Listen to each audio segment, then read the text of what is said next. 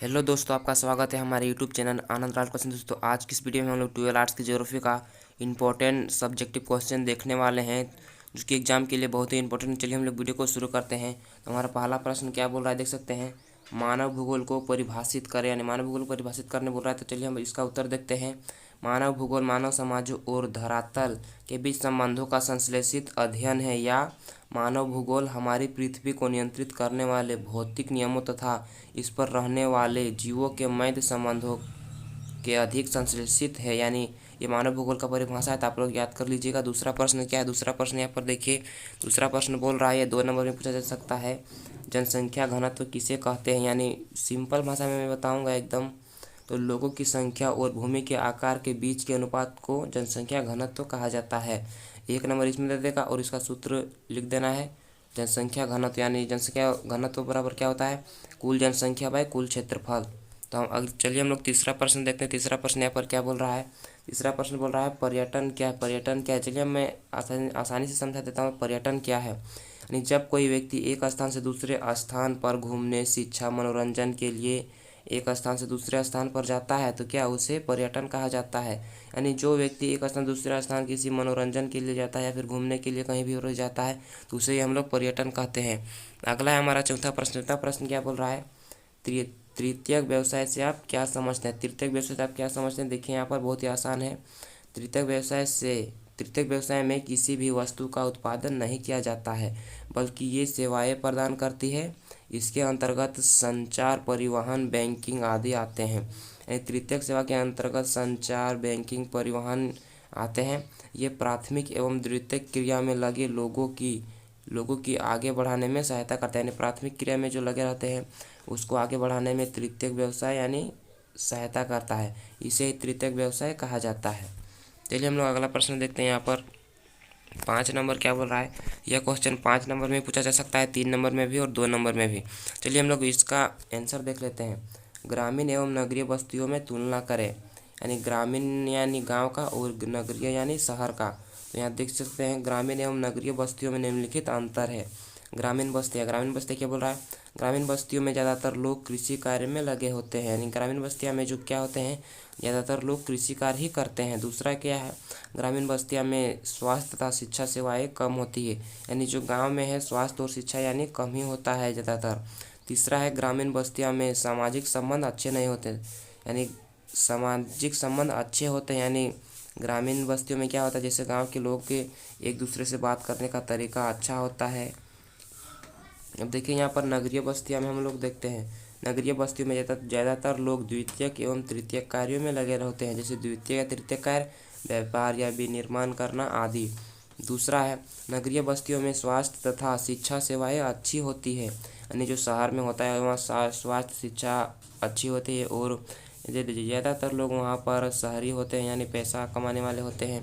तो तीसरा हम लोग नगरीय बस्तियों में सामाजिक संबंध अच्छे नहीं होते, यानी हर कोई पैसा के लिए लड़ते रहता है, उसी को बोल रहे हैं यहाँ सामाजिक संबंध अच्छा नहीं होता है, एक दूसरे के बात करने का तरीका। अगला प्रश्न यहाँ पर 6 नंबर यहाँ पर देख सकते हैं क्या बोल रहा है, प्रवास पर्व क्या है। प्रवास पर्व क्या, प्रवास तो जानते हैं, लेकिन प्रवास पर्व किसे कहा जाता है। जब जनसंख्या का कुल भाग अपने रहने वाले मूल स्थान को छोड़कर दूसरे स्थान पर जाकर बस जाते हैं, उसे क्या कहा जाता है, प्रवास पर्व कहा जाता है। अगला प्रश्न हम लोग देखते हैं, पनामा नहर, ये बड़ा इसका क्वेश्चन रहेगा आंसर, इसीलिए इसको छोड़ देते हैं। यहाँ बोल रहा है भूमध्य सागरीय कृषि क्या है। यानी भूमध्य सागरीय कृषि क्या है, भूमध्य सागर किसी जलवायु वाले क्षेत्रों में की जाने वाली कृषि को भूमध्य सागरीय कृषि कहा जाता है। यानी जो जलवायु वाले क्षेत्रों में की जाती है उसी को हम लोग भूमध्य सागरीय कृषि कहा जाता है। अब देखिए यहाँ पर एकांकी बस्तियाँ क्या है, यानी एकांकी बस्तियाँ किसे कहा जाता है। तो हम लोग देखते हैं एकांकी बस्तियाँ को परिक्षिप्त बस्तियाँ भी कहा जाता है। ये बस्तियाँ दूर दूर जंगलों में पाई जाती है। यानी जी एकांकी बस्ती यानी एकांकी से हम लोग को पता चल रहा है कि ये जो घर है दूर दूर होगा, यानी अकेले में होगा। और दूसरा यह है, इन बस्तियों में घर बहुत दूर दूर अकेले में रहता है। तीसरा है, यह बस्तियाँ मेघालय, हिमाचल प्रदेश में पाई जाती है। अगला प्रश्न हम लोग देखते हैं 10 नंबर यहाँ पर क्या बोल रहा है, जलवासी पशुचारण एवं व्यावसायिक पशुचारण में अंतर स्पष्ट कर। चलवासी पशुचारण और वाणिज्य एक ही होता है, व्यावसायिक और वाणिज्य। हम लोग चलवासी पशुचारण देखते हैं। यह जमीन को चलाने के लिए यह पशुचारण करना पड़ता है, ना कि बाजार में बेचने के लिए। यानी जो हम लोग चलवासी पशुचारण करते हैं वह सिर्फ पशुचारण करते हैं, उसको हम लोग बाजार में बेचने के लिए नहीं करते, यानी सिर्फ खाने पीने के लिए करते हैं। दूसरा है, इसमें पशुओं को चराने वाले अपने पशुओं को चारे की खोज में एक स्थान से दूसरे स्थान जाते हैं। यानी चलवासी पशुचारण, चलवासी यानी चलकर, यानी वो अपने पशु को चराने के लिए यानी चलकर एक स्थान से दूसरे स्थान चलकर खोजते हैं। क्या खोजते हैं? चारे की खोज में जाते हैं। तीसरा है, इसमें पशुओं का विशेष देखभाल नहीं किया जाता। यानी जो चलवासी पशुचारण में विशेष देखभाल नहीं किया जाता है, उन लोग जहाँ जाते हैं वहाँ पर छोड़ देते हैं और चराने लगते हैं। चौथा है, इसमें पशुओं को प्राकृतिक रूप से उगने वाली घास पर निर्भर रहते हैं। यानी जो प्राकृतिक रूप से घास जमीन पर उगता है उसी पर निर्भर रहते हैं ये पशु। पांचवा है, इसमें एक साथ बहुत से पशुओं को पाला जाता है। यानी इसमें क्या होता है, चलवासी पशुचारण में एक साथ बहुत से पशुओं को पाला जाता है। अब देखिए यहाँ पर व्यावसायिक या वाणिज्य पशुचारण, इसमें हम लोग को क्या बोल रहा है, पहला पॉइंट है, इसमें लाभ अथवा बेचने के लिए पशुओं को पाला जाता है। वाणिज्य में यानी वाणिज्य इसमें बेचने के लिए पाला जाता है और लाभ कमाने के लिए, पैसा कमाने के लिए। दूसरा है, इसमें पशुओं को चारे की खोज में एक स्थान से दूसरे स्थान नहीं जाना पड़ता है। यानी उन लोग चारे की खोज यहाँ पर खुद करते हैं, जैसे गाय भैंस पालते हैं एक ही स्थान पर उन लोग देते रहते हैं। तीसरा है, इसमें पशुओं का विशेष देखभाल किया जाता है, यानी एक जगह रख कर उन लोग को विटामिन का दवा देना, बहुत सारे ऐसे दिए जाते हैं। तो चौथा यहाँ पर देख सकते हैं, इसमें पशुओं को वैज्ञानिक तरीके से पाला जाता है। वैज्ञानिक तरीके से पालते हैं तो उसमें क्या होता है, उसका उत्पादन अच्छा होता है और प्रोडक्शन बढ़ता है और उसमें लागत तो पैसे उसमें ज़्यादा कमाए जाते हैं। पांचवा है, इसमें एक साथ एक ही तरह के पशुओं को पाला जाता है। जैसे कि मैंने कहा कि गाय पाला तो गाय ही पाल रहा है पूरा घर में और बना दिया है, और जैसे भेड़, बकरी, गाय आदि। चौथा प्रश्न है, भारत में चावल के उत्पादन के लिए अनुकूल भौगोलिक दशाओं का वर्णन करें।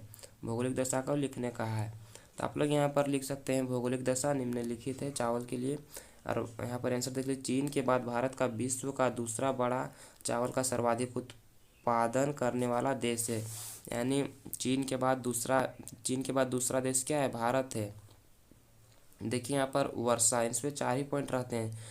वर्षा क्या है, इस खेती के लिए वार्षिक वर्षा 150 सेंटीमीटर से अधिक वाले क्षेत्रों में बिना सिंचाई के हम लोग सफलतापूर्वक कर सकते हैं। इसको मैं जूम कर देता हूँ। अब देखिए यहाँ पर क्या बोल रहा है, तापमान। चावल रोपाई के समय 21 डिग्री से 24 डिग्री के बीच, काटते समय 27 डिग्री का तापमान उपयुक्त है। यानी जब हम लोग चावल को रोपाई करते हैं, रोपाई के समय उसमें 21 डिग्री सेल्सियस से 24 डिग्री के बीच तक रहना चाहिए, और जब हम लोग काटते हैं तब तापमान हम लोग का 27 डिग्री रहना चाहिए। तो वहाँ पर देखिए ऊंचा उच्च यानी धरातल, यानी किस तरह की ज़मीन में हम लोग चावल की खेती में किया जाता है। चावल की खेती के लिए समतल भूमि की आवश्यकता होती है। चावल की खेती के लिए समतल भूमि यानी एक तरह का भूमि में समतल यानी किया जाता है, ताकि वहाँ पर धान रोपाई में अच्छा हो। अब देखिए यहाँ पर चौथा क्या बोल रहा है, चौथा मृदा, यानी चावल की खेती के लिए गहरी दोमट मिट्टी सबसे अधिक उपयुक्त होती है। गहरी दोमट मिट्टी सबसे अधिक उपयुक्त होती है। और देखिए यहाँ पर चलिए 12 नंबर प्रश्न क्या बोल रहा है, 12 नंबर बोल रहा है, स्थानांतरण कृषि की विशेषताओं का वर्णन करें। तो स्थानांतरण कृषि किसे कहते हैं, पहले हम लोग उसको जान लेते हैं। स्थानांतरण कृषि किसे कहते हैं, तो यहाँ पर देख सकते हैं स्थानांतरण कृषि, इस कृषि में वनों को काटकर तथा आग लगाकर भूमि कृषि प्राप्त की जाती है, और जिसमें जली हुई राख की परत उर्वरक का कार्य करती है। आप लोग समझिए, यानी वनों को काट कर आग जलाकर कृषि भूमि प्राप्त की जाती है थोड़े से जगह पर। अब चलिए हम लोग इसकी विशेषता देखते हैं। विशेषता यहाँ पर क्या बोल रहा है,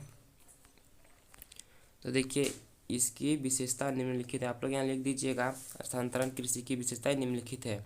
तो पहला है, इसे कर्तन दहन कृषि भी कहा जाता है। अब क्यों कहा जाता है, अगर पूछ दिया इसे कर्तन दहन मतलब स्थानांतरण कृषि को कर्तन दहन कृषि क्यों कहा जाता है, तो क्योंकि उसमें वनों को काट कर आग जलाकर काट कूट कर पूरा करते हैं, इसीलिए कहा जाता है। दूसरा पॉइंट क्या है, इस कृषि में खेतों का आकार छोटा होता है, यानी जितना जगह जलाते हैं बहुत छोटे से जगह पर जलाते हैं और वहीं पर खेती करते हैं, उसका आकार क्या होता है, छोटा होता है।